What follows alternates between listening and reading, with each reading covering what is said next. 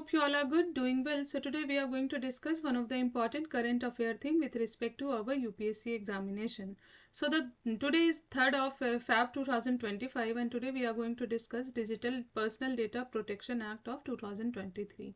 So what we are going to look into that, we are going to analyze it very carefully. What are the significant impact of it and why it's being in a news.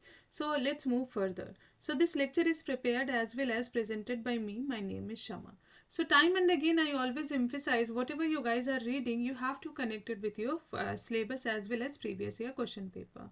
So there's a why it was in news, because Meity, that is Ministry of Electronics and Information Technology, releases draft digital personal data protections rule 2025 for public consultations.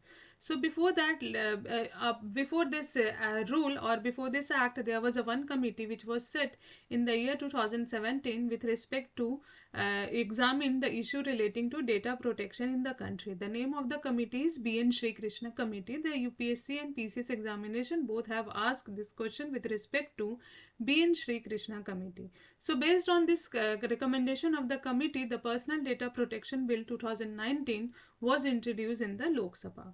So this bill, which was formulated earlier in the year 2019 based on the data regulation of European Union, which empowers citizens to a greater say in how their online data is being used. So time and again I always I forget you to tell that way you can connect this point, but I hope we have already completed more than 25 lecture, and till now you guys have idea we can connect this topic with our GS paper 2 in means governance policies and intervention. We can connect it with GS paper 3. We can e-governance, IT computer.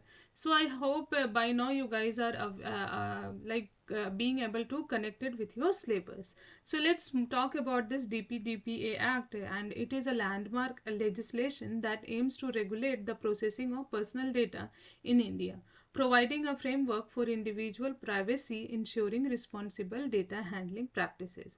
Let's move further and talk about this act. If I talk about the purpose of this act aims to protect the personal data of individuals in India by establishing principle for the collection, processing and storage of data. So there are three thing which is being or which has kept in the mind while formulating this act. That is, it is not only the collection, rather processing as well as the storage of data which has been kept in mind while formulating this act. So this includes specifying the right of individual over their data and responsibilities of entities handling such data. So if I talk about the scope, the act implies all entities processing personal data in India, regardless of whether they are located in India or abroad. So this includes both individual and organizations, covering a broad spectrum of activities involving personal data. So let's talk about the key principle of this act, and before talking about the key principle of this act, let's talk about what is data. So if I talk about with respect to today's in today's term, what I can say, data is a new oil.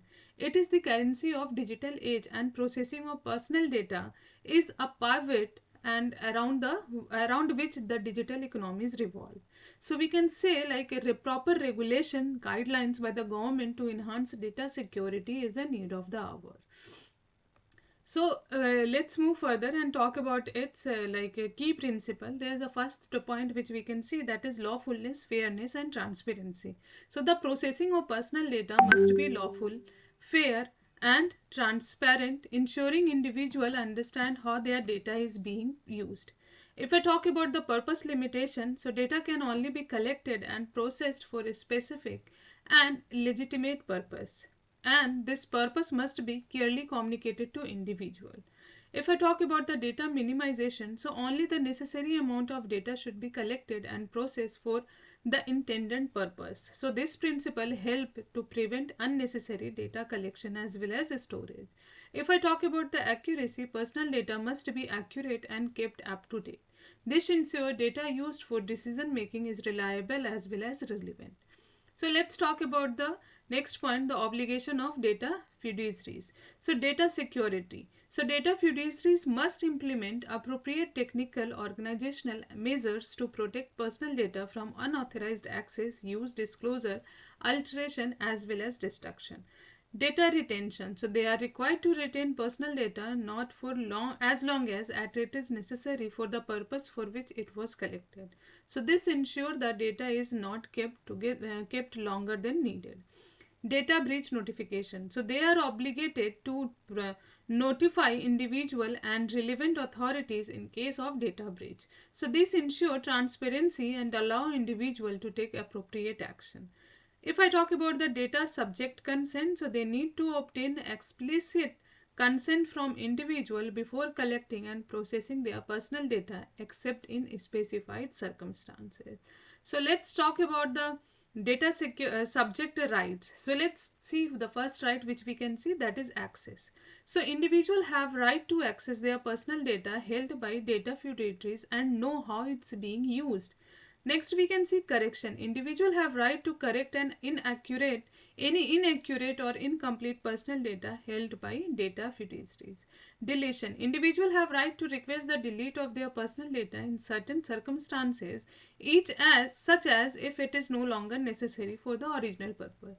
So I remember there used to be time on like when I like the Facebook, the well-known social networking site, and it used to happen that suppose a person is having account on the Facebook, and out of certain if that person dies, so even the person is not alive, the account to be there on the social networking site. So now I hope that if I read somewhere that Facebook has given, like, you can if you are a user of Facebook, you can give your the authority through the other people also with respect to deleting your account.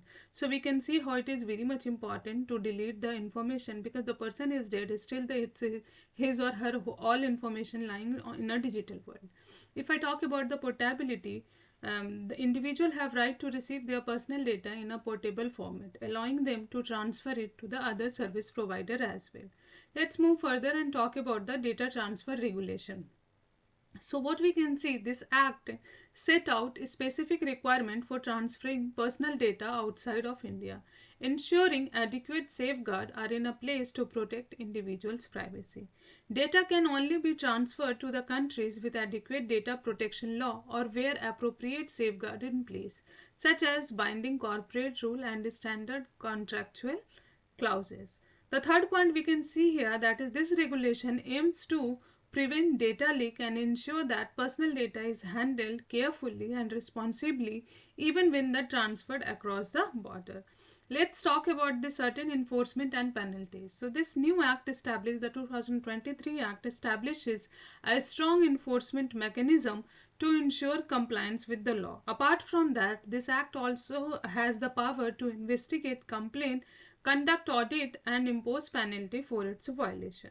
Penalties for the violation can be significant, including fines and other remedial measures. So this creates a strong deterrent for non-compliance. Let's move further and talk about the conclusion and the next step.